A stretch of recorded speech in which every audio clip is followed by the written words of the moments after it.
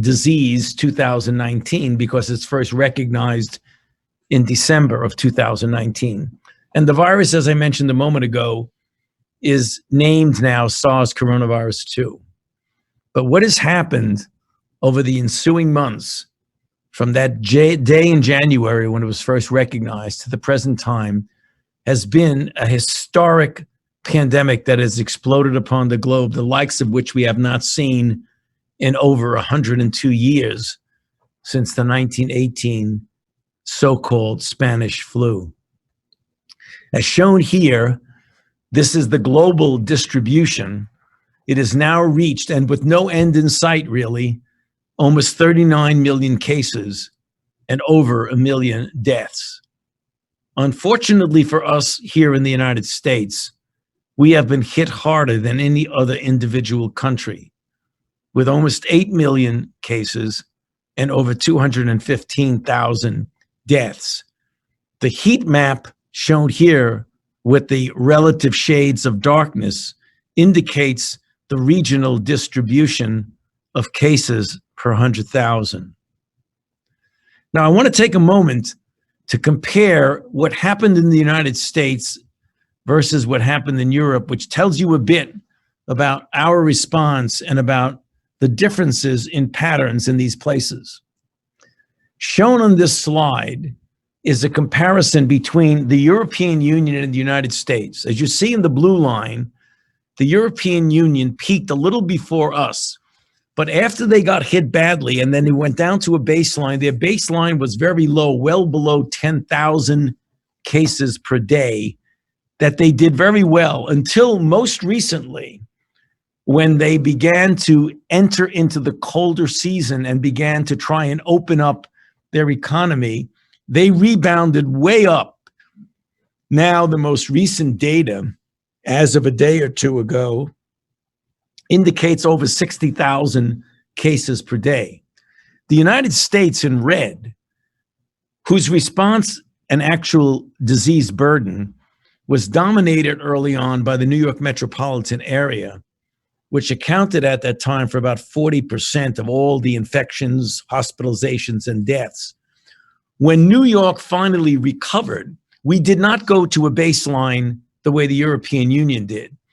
We went down to about 20,000 cases a day, and we stayed at that relatively and disturbingly high level until we began to try and so-called open up America again, or open the economy, except that various states were very different in how they did that, some not paying what I would consider considerable attention to the guidelines of how to safely open, and the cases went right up to over 70,000 for a period of time. They came back down again, and now where we are is that we were stuck at around 40 to 45,000, but now as we're getting into the colder months, particularly in the Northwest and Midwest of the country, we're getting into the 50,000 per day. But why that initial difference in April and June between the United States and Europe? It tells us about how profoundly we shut down.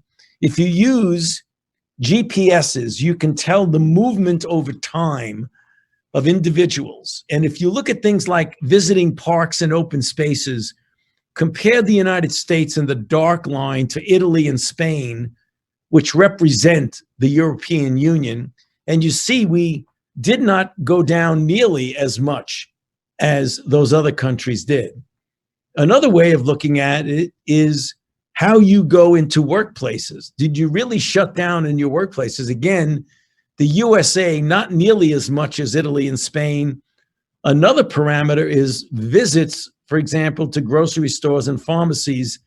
And as you see here, again, the United States does not diminish that activity nearly as much as Italy and Spain. Okay, so that's for the epidemiology snapshot. The virology is pretty clear. As I mentioned, this is a beta coronavirus, an RNA virus, a relatively large genome with multiple structural proteins, the most important of which is the S or spike protein with its receptor binding domain, which binds to the ACE2 receptor identified originally with the original SARS outbreak. That receptor is widely distributed in different body tissues, upper and lower respiratory tract, GI tract, cardiovascular tissue. Transmission. We know transmission is clearly through the respiratory route, with respiratory droplets from one infected person to an uninfected person. We know now most recently that aerosol, or finer particles that do not drop immediately within seconds, but actually can, depending upon the airflow, hang around for a considerable period of time. And this is particularly dangerous in closed spaces with poor ventilation. Less commonly, you have contaminated surfaces that might transmit, but we do not think this is a major modality of transmission. The virus is found in a number of body fluids, but their role in transmission is unknown and likely not that important. And as you know, there have been case reports of both domesticated and zoo animals who could get infected, but we do not believe that this is an important source of human infection. This is a light refraction shot of someone sneezing. Now, you see how the explosion of droplets that come out, but I show it to you to remind me to tell you that that's not necessarily the major modality of how it's transmitted, because as I'm going to show you in a moment, the transmission occurs by a number of mechanisms that is far less dramatic than a cough and a sneeze. So the risk of transmission really varies by the type and duration of exposure, as well as the viral load in the infected person. Transmissions are common among household contacts, but also in congregate or healthcare settings when PPE is not used, and in closed settings, such as cruise ships, nursing homes, prisons, meatpacking plants. The risk of airborne transmission include crowded and closed spaces with poor ventilation. And as I alluded to a moment ago, you don't need to be coughing or sneezing. Anything as simple as breathing or speaking loudly, or importantly, singing, has been demonstrated to be responsible for transmission. An example right here is the now famous Skagit County, Washington State spread in a super spreader event in a choir practice in which one individual was symptomatic and infected 87% of the group in the choir, who ultimately developed COVID-19. Other places of higher risk are indoor dining in restaurants, particularly at full capacity with poor circulation, gyms, bars, and coffee shops, as well as certain church and religious gatherings. A very important component of this disease, which really distinguishes it strongly from other respiratory infections, is that about 40 to 45% of infected people are asymptomatic, and modeling studies show that individuals who are without symptoms can account for a substantial proportion of the transmission to uninfected individuals. Now, there are some fundamentals for the prevention of acquisition and transmission of SARS coronavirus 2.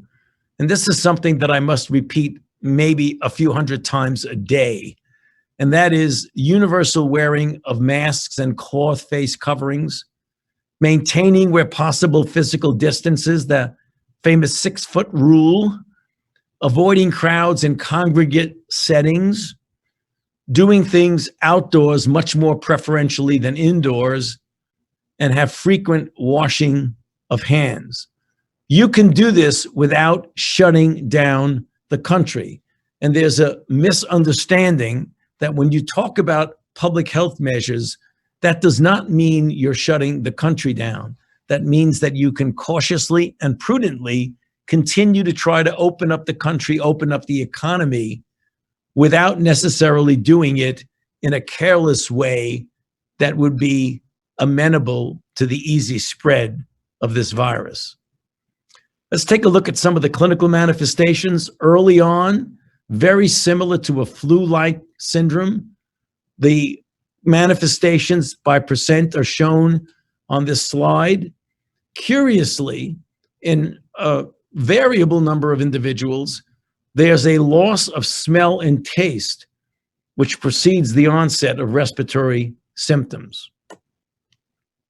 Again, for those who do have symptoms, about 80% have mild to moderate symptoms, which doesn't require any specific medical intervention like admission to a hospital.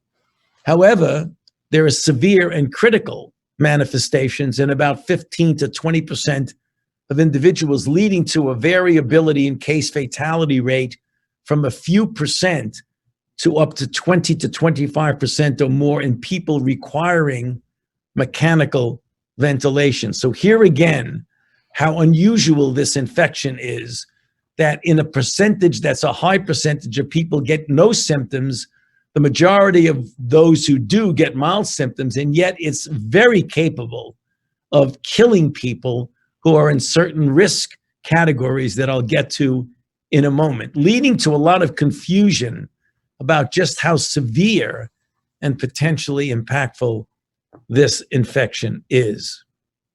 The manifestations of severe disease are predominantly the acute respiratory distress syndrome, or ARDS. However, as we get more and more experience with patients in the hospital, we see that there are a number of things that we did not anticipate, such as the incidence of cardiac injury with leading to arrhythmias or cardiomyopathies, often with sudden death by cardiac arrest, hyperinflammatory syndromes leading to late complications, kidney injury, neurological disorders, a peculiar hypercoagulability leading to microthrombi in small vessels and thromboembolic phenomenon in larger vessels, leading in some people who are otherwise well to acute stroke.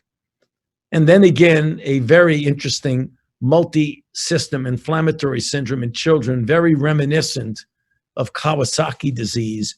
About 800 of these reported worldwide. A recent New England Journal of Medicine paper about 186 individuals, many of whom required critical care and some of whom have actually died. If you look at who is at increased risk for severe illness, there are two major categories: older adults, clearly. And if you look at the data and a parameter such as the rate of hospitalization per 100,000, as shown on this slide, a clear major discrepancy between the seriousness of illness in a younger individual compared to the elderly, shown on the right-hand side of the slide. However, most recently, as we've gotten more experience in the United States, we see that younger individuals in their 30s and 40s are certainly susceptible to getting serious disease, as shown by the accumulating data. So we shouldn't be lulled into complacency that this is only an old person's disease, albeit the younger individuals who did get into trouble were those predominantly who had underlying conditions, but not everyone. Now, people of any age with certain underlying medical conditions are clearly susceptible to increased risk for severe disease. And these are some of the medical conditions that are clearly associated with an increased risk. And that is shown here. But those that are most common are obesity emerging as a very important comorbidity. Diabetes, chronic obstructive pulmonary disease, heart conditions, and smoking, among others on this slide. There are others that may confer an increased risk according to the CDC. And again, they're shown on this slide, but we refer to diabetes and hypertension, overweight, not quite obese, but overweight, as well as certain immunocompromised states. Now, the reason some of you may have heard me talk about why we're very concerned about this concept of letting people get infected and let herd immunity come in if we just protect those in the nursing homes and the vulnerable. Well, the fact is, if you look at the general population, about 40% of individuals have susceptibility to severe COVID disease. 30% are obese. Up to 40% have an underlying condition. So if one decided they were going to let everybody get infected to build up herd immunity, a lot of people would have to die first before you got to herd immunity, which is the reason why so many of us are objecting to that concept of just let everybody get infected. Don't worry about masks. Don't worry about congregate settings. Let's just build up herd immunity. The way to build up herd immunity, as I'll get to in a moment, is by developing a safe and effective vaccine. Another outstanding, in the sense of noticeably disturbing characteristic of this infection, is the profound racial and ethnic disparities, with African American, Latinx, Native Americans, Alaska Natives, and Pacific Islanders having what I call a double whammy. The first, a higher incidence and prevalence of infection because of the types of employment and the jobs they find themselves in, being out in the community, exposing themselves to infection.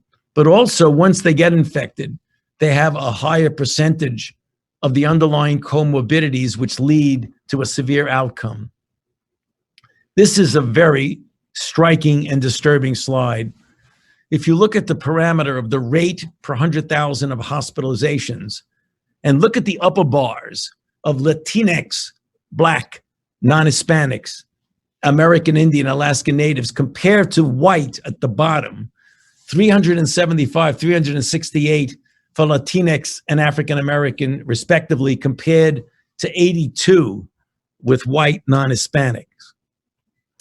That's the epi. Let's take a look at therapeutics.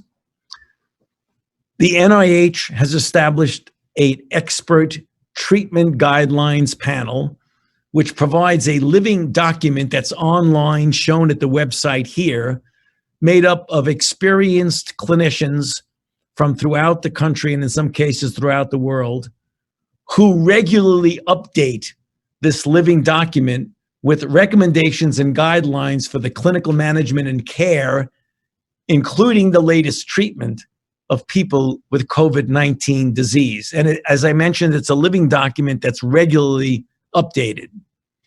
Now, when you look at the therapeutics, there are those that have already recommended by the guidelines panel in the upper part of the slide.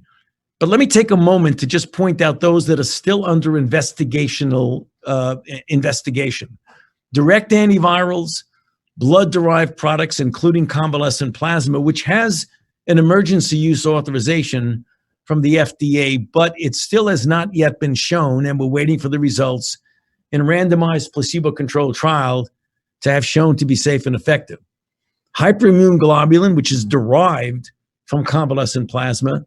A lot of cautious optimism about monoclonal antibodies made by a number of companies that are actively involved in clinical trials, as well as a variety of immunomodulators and anticoagulants. Let's take a look at the two that have actually gone through randomized placebo-controlled trials.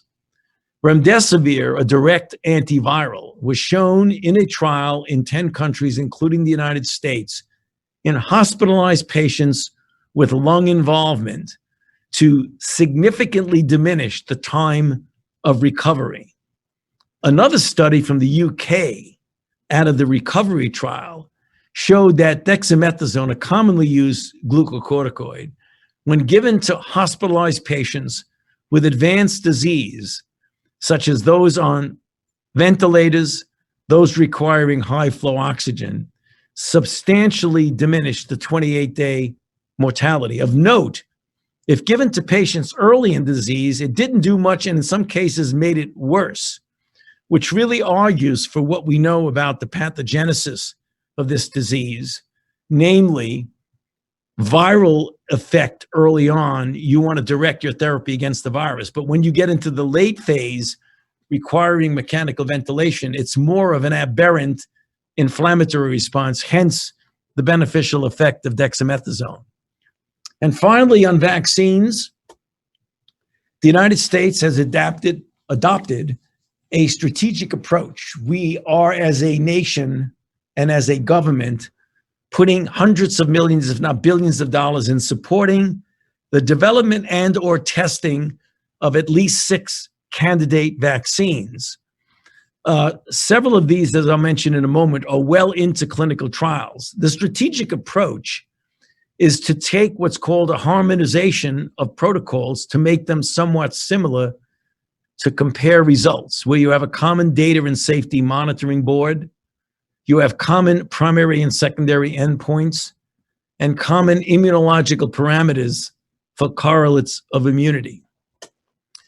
This slide shows the 3 separate platforms that are being employed and the companies involved in developing them. Nucleic acid in the form of messenger RNA, viral vectors, including chimp adenovirus, human adenovirus 26, and VSV, and the more classic protein subunit. As I mentioned, of the 6, 5 are already in clinical trial. When I say clinical trial, I mean phase 3 advanced trial, with the numbers of people enrolled ranging from 30,000 to 60,000. The first started in phase 3 in July 27th. And right now, 2 of them are almost fully, if not fully enrolled. So we feel with some cautious optimism that we will know by November or December whether we have a successful, safe, and effective vaccine. I'm cautiously optimistic that we will, based on data from the animal models and preliminary data from phase 1, which showed the induction of robust neutralizing antibodies at the level or even greater than what you'd expect and see in convalescent plasma. Now, what the government has done is that even before we knew anything would be successful, which we still don't because there's no guarantee, that considerable amount of resources measured in the hundreds of millions of dollars were put into the production of vaccine doses at a financial risk because we didn't even know and do not know if it works. That means that if in fact we do have successful vaccines by the end of this year, we will begin to have enough doses to begin to start distribution at the end of 2020, the beginning of 2021, starting very likely with individuals who are in most need, such as healthcare providers who put them at risk, as well as those with underlying conditions. So stay tuned. There certainly is more to come relatively soon. I'll close by showing this website, coronaviruspreventionnetwork.org. For those of you interested in seeing the scope of the prevention trials that are going on right now, or even those of you who might even have any interest in actually volunteering, no commitment, you could just indicate your interest in learning more about the possibility of volunteering. So I'll stop there, and I once again want to thank you for giving me the opportunity to make this presentation. Thank you. Thank you, Dr. Fauci, for a great presentation. I'd like to begin with some questions from our panelists. First will be Dr. Sandra Brooks, our SVP and CMO of TJUH. Dr. Brooks?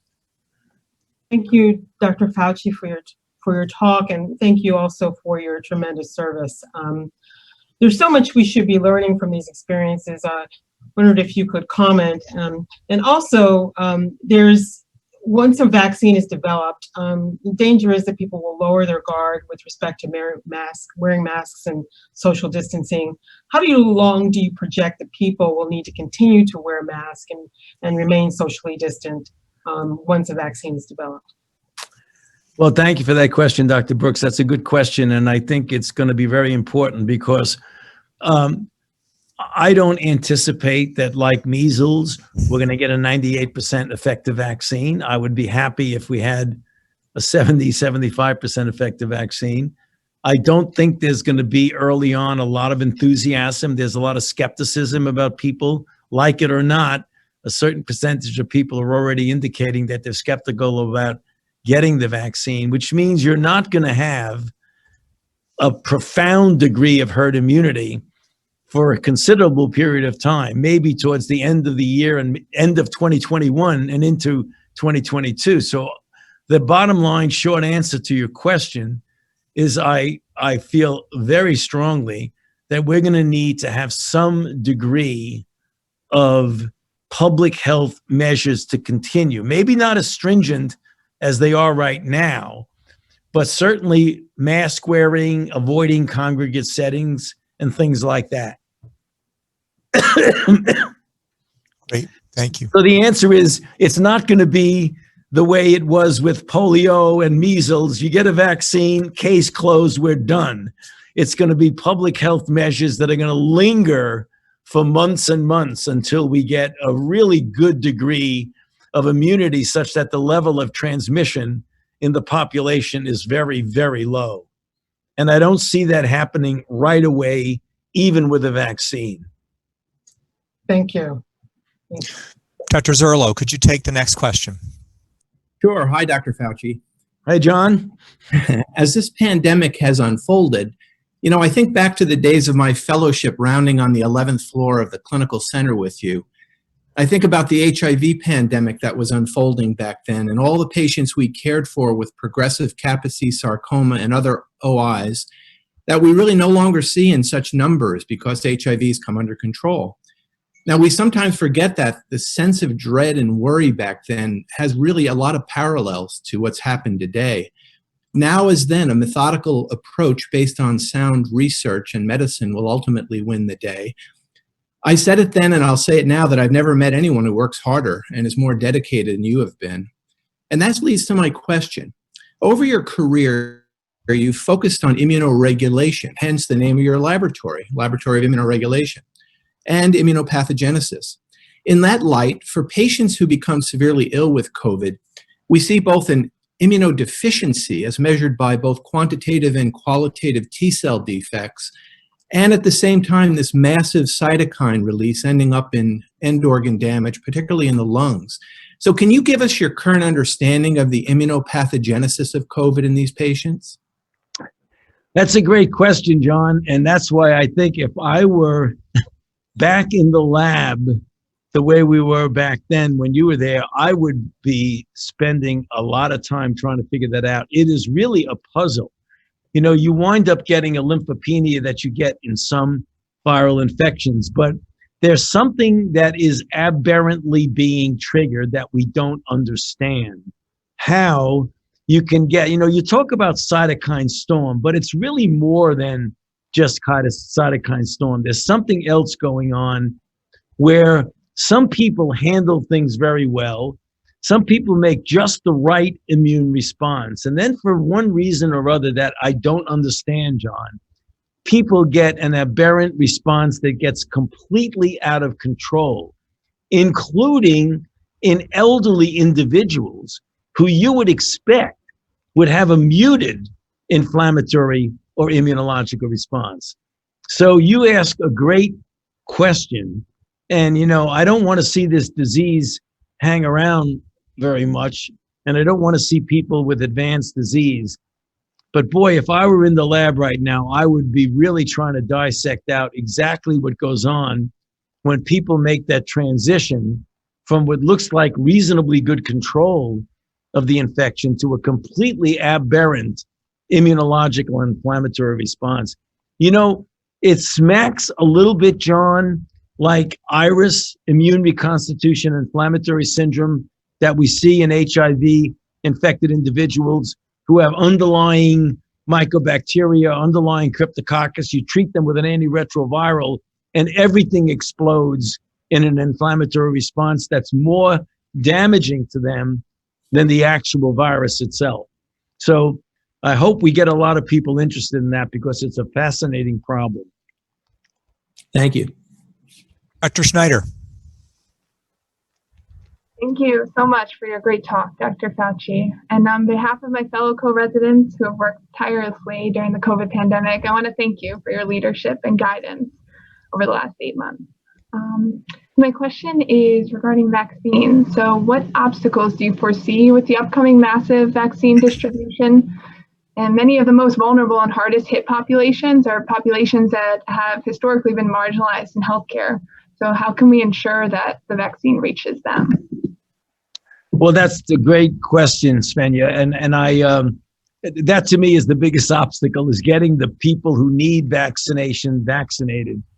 We are in a very difficult, complicated situation right now where the amount of anti-vax sentiment in the country that goes back to the issue we faced a year or 2 or 3 ago with measles is still prevalent.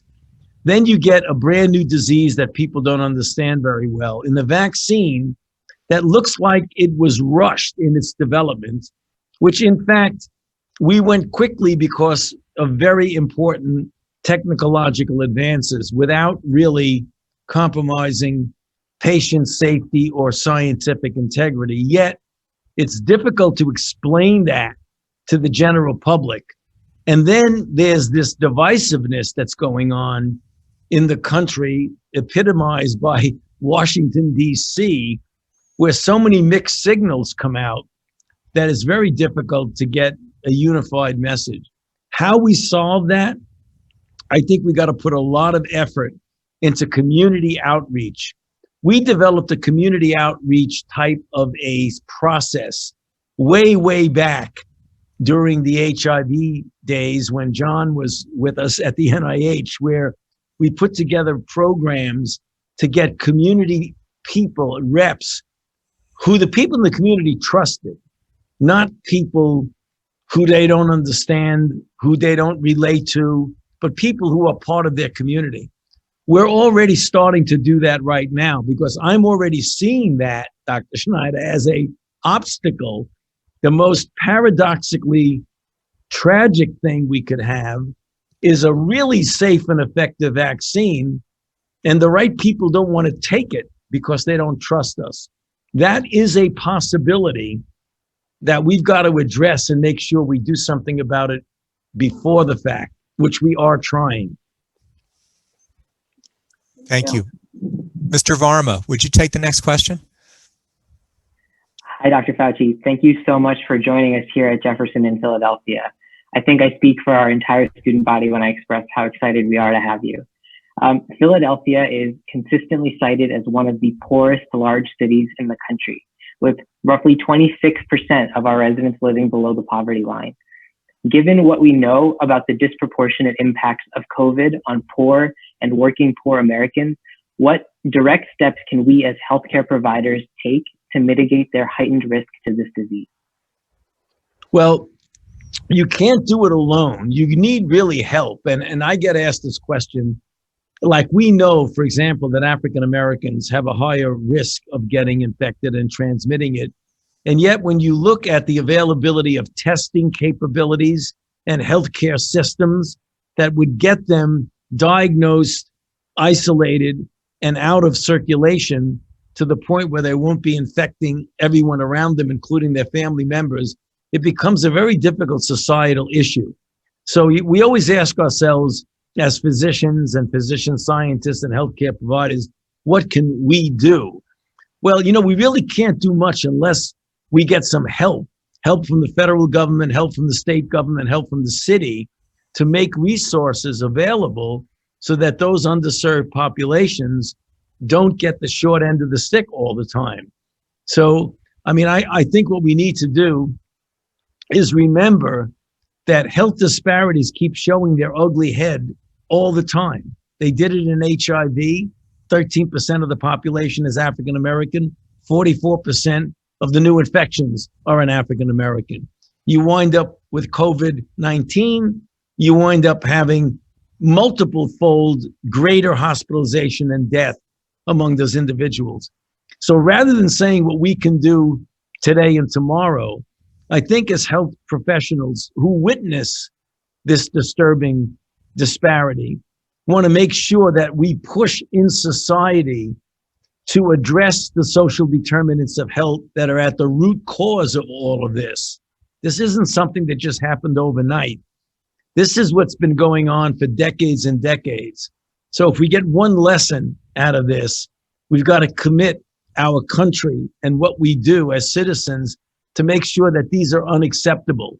So when we get out of this, which we will, it will be over, but we got to have corporate memory that when the next challenge comes back, it's going to be the people who are the minorities, who are poor economically, and others who are going to suffer the most, for sure. So I think what we need to do is be more as citizens than as healthcare providers. That's a perfect segue for me to ask Dr. Tom Farley, Commissioner of Public Health of Philadelphia, to ask the next question. Thanks very much. Thanks, Dr. Fauci, for being the voice that everybody listens to in the country for advice on this. I got a question about the vaccines. Just what's your speculation based on what you know about coronavirus immunology about how long immunity will last after people get the first coronavirus vaccines that are likely to be licensed? Yeah, that's a great question, Dr. Farley. And from what we know about coronaviruses in general, I think this is going to be a challenge, because if you look at the studies that are coming out now about people who got infected with common cold coronaviruses, there's evidence that people get infected with the same molecularly identical virus a year later or 8 months later. So the durability of immune response, protective immune response against coronavirus doesn't seem to be even approaching what we get with polio or measles or something like that. So there's a lot we need to know what the role of T-cell immunity is in protection or not. Certainly it helps against progression of serious disease. My feeling would be, let's get a vaccine first that has some protection, even if it's just one full season. If we can do that, then it might require boosters to keep the immunity up. Because as a family of viruses, coronavirus is not known for durability of immunity, which is going to give us that extra challenge when we're dealing with developing a vaccine.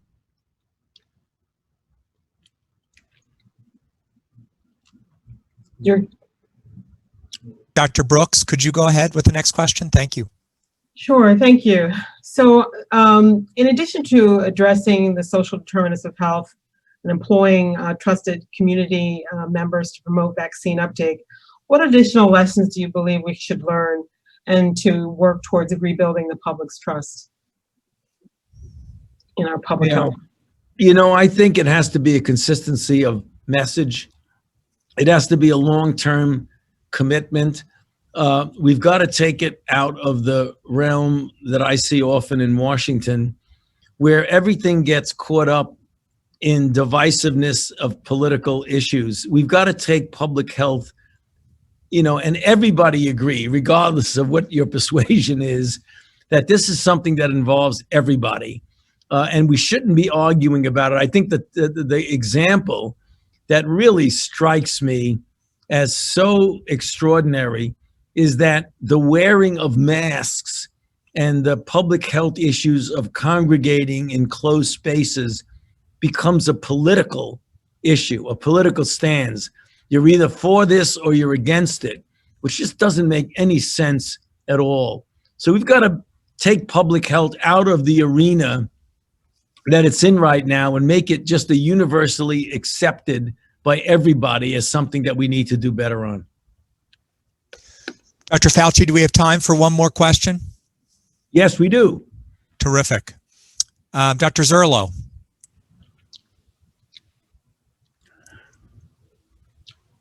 And if he's not there, Dr. Schneider, I'll go next to you. Thank you. So my next question is something that we've already touched on in your talk, but it's the incredibly wide range in the clinical presentation and severity of COVID and the recent studies that have placed the asymptomatic disease at around 40% of infected individuals. I was wondering if you could speak to what you see as the possible underlying mechanisms for this diversity. That's a great question, and I have to be humble and modest. I do not know. I can't believe it's just genetic polymorphism. It could be some area of pre-existing immunity or not.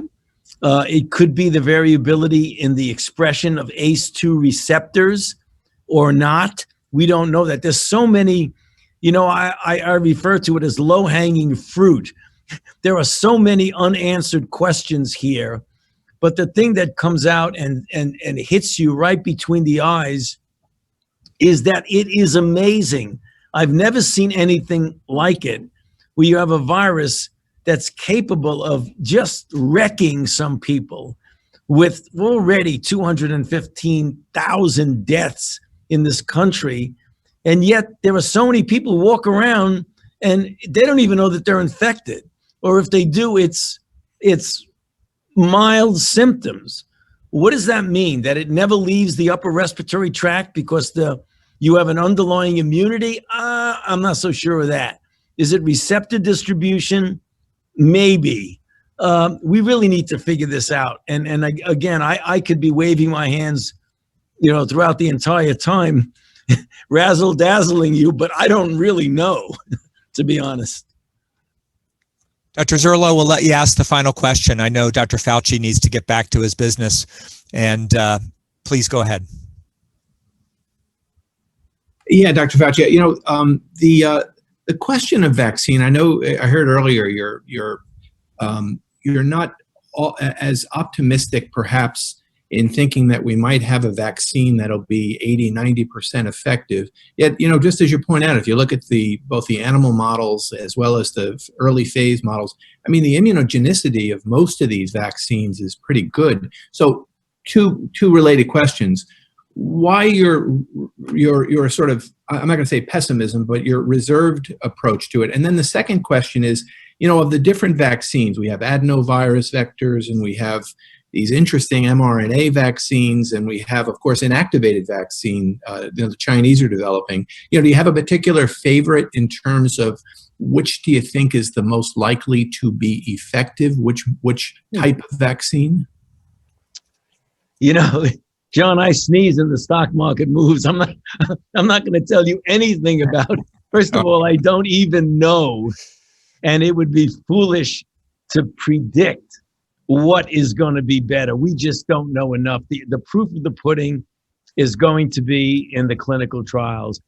John, the reason I'm not optimistic that we're going to have a 98% effective vaccine is because, I tend to be conservative in my projections of what's going to happen. I think if you get people expecting that the vaccine is going to be the knockout punch, and then it isn't, people get discouraged, they don't want to take it.